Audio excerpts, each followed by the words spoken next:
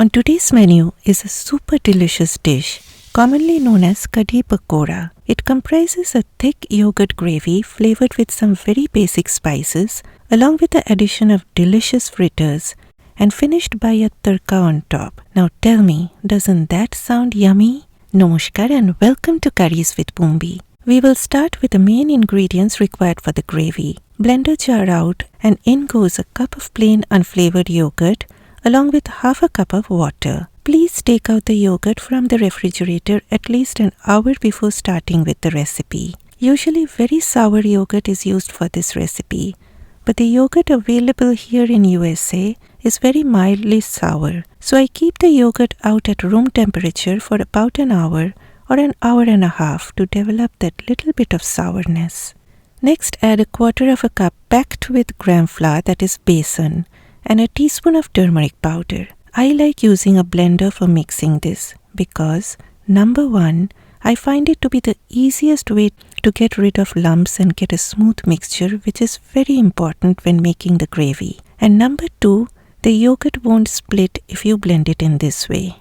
Okay, next step, let's make the batter for the pakoras or fritters. I've taken half a cup of gram flour, that is besan. In it goes half a teaspoon of turmeric powder, then half a teaspoon of ajwain, that is carom seeds. Ajwain helps in digestion, but if you can't get hold of them, use dried thyme instead. Both ajwain and thyme have this common component known as thymol, which gives that licorice kind of flavor. I also added half a teaspoon of salt. Then add water little by little to form a thick batter.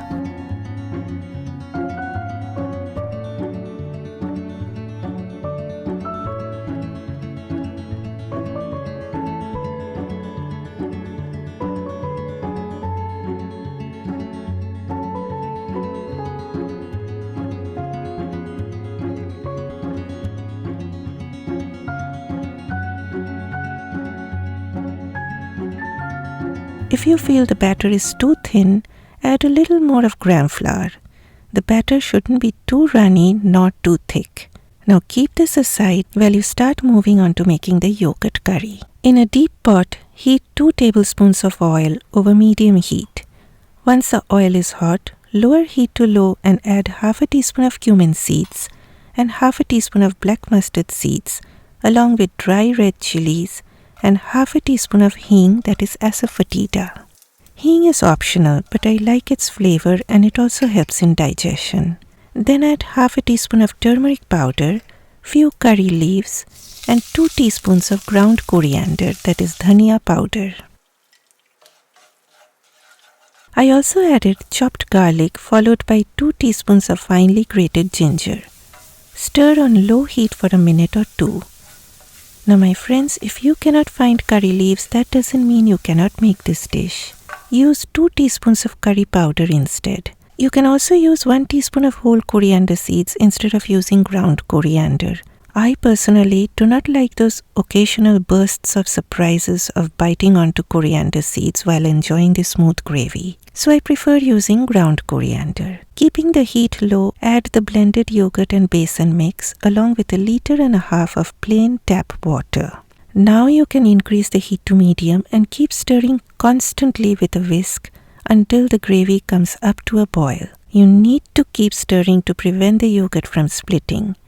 We are looking for a smooth gravy, and to prevent the milk solids from splitting, first we blended the yogurt and gram flour in a blender, and then we need to stir constantly until it comes up to a boil, which will take some time, but patience is always the key to success for anything, and we are not making a gravy with milk solids dancing all over the place. Now once it comes up to a boil, I like adding a cup of frozen veggies, which is totally optional, but I like to add it.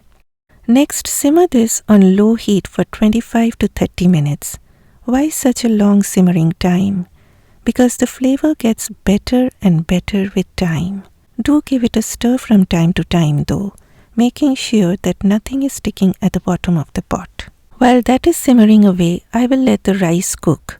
Since we have rice every day, I've been always using a rice cooker.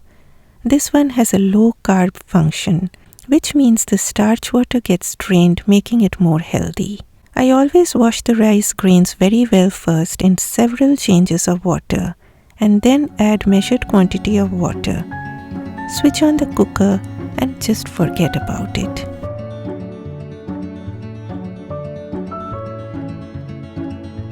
Let's now make the pakoras. I added green onions, regular onions, and chopped green chillies. It's not that you have to use these. You can also add chopped cabbage, grated carrots, or chopped spinach, or just onions, or you can just keep it plain without adding anything.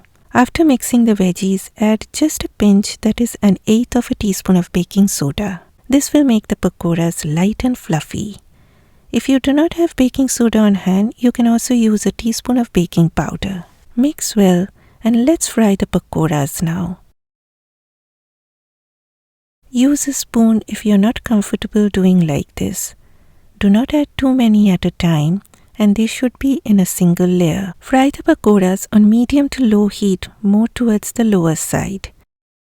If the heat is too high, it will get browned up immediately, but the interior will still remain raw. Fry them till they are golden brown in color. They need to get this deep color, or else they will disintegrate in the gravy. Make a large batch of pakoras, my friends, because I am sure it will be hard for you to resist the temptation of not eating them before adding them to the gravy, because it always happens to me. Now my friends, please do share these videos with your friends and family if possible. Recently I am observing that people are hardly watching my videos, which is okay, but it is sometimes a bit depressing for me. Some of you know I am the person behind the camera. I am the one prepping, doing the videos, cooking, editing, and so on. It takes hours and hours to shoot just one video and then several days to edit and ultimately upload it in a concise form. So it makes me feel very happy when I see people watching my videos. And thanks so much if you're someone who keeps coming back to my videos. Thanks for watching, and thanks to those for your time in leaving a comment. And thanks a lot for clicking that like button, because all this helps me to move on. After 25 minutes, if you see the gravy to be too thick, add a little more water. Keep it a bit runny because it thickens up considerably once it cools down. And if you're thinking, oh, she forgot to add salt.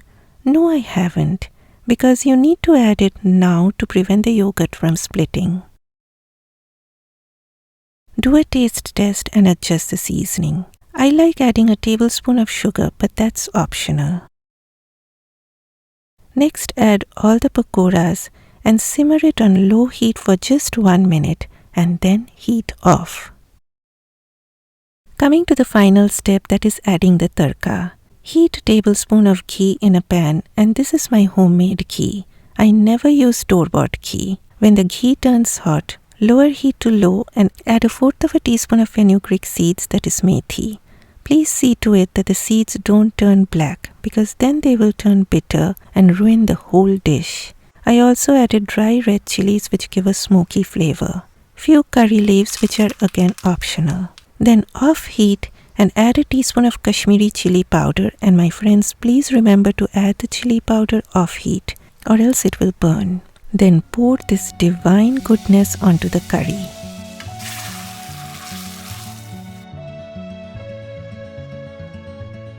Finish it by adding some coriander leaves and have it with rice.